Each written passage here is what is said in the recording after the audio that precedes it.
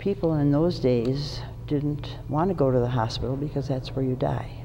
Sister Colleen Haggerty says the Sisters of the Order of St. Benedict were faced with an uphill battle bringing a hospital to St. Cloud. We have evidence that the sisters wrote to the city council members of St. Cloud declaring their intention to build a permanent hospital in St. Cloud.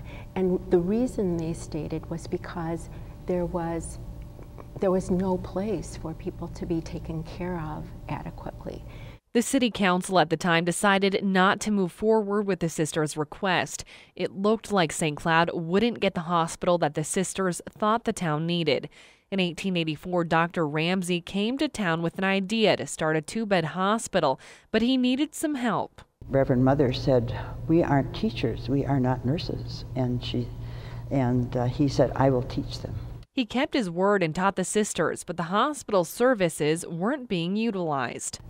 We don't say they prayed for a disaster, but a tornado hit Sauk Rapids and St. Cloud.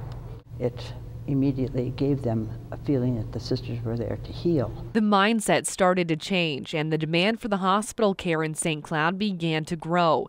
It wasn't until 1926 that the sisters bought their current building for $2 million. That was a huge sum of money in 1928. The hospital was built with expansion in mind, but they were questioned on their choice of location. It was a cornfield. There were no homes around.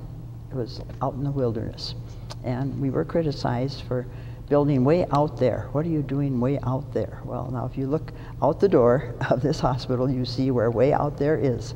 The Great Depression hit the hospital hard in 1929. The sisters were forced to cut their spending in order to pay off their debt. They generated their own power. They made their own ice. They reused surgical gauze and surgical gloves and things that we raise our eyebrows at. But these women have shown themselves to be consistently resourceful, and they pulled through. The sisters gave the hospital over to the city in the 1960s. We just knew that this was not something we were going to buy or sell. We were going to offer it to the people of this area that need health care.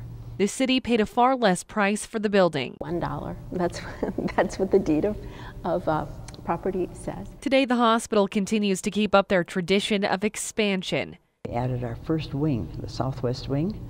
Well, today I can't find it because it's submerged in all the new additions that we've made. Reporting from St. Cloud, Ashley Gertis, WJON News.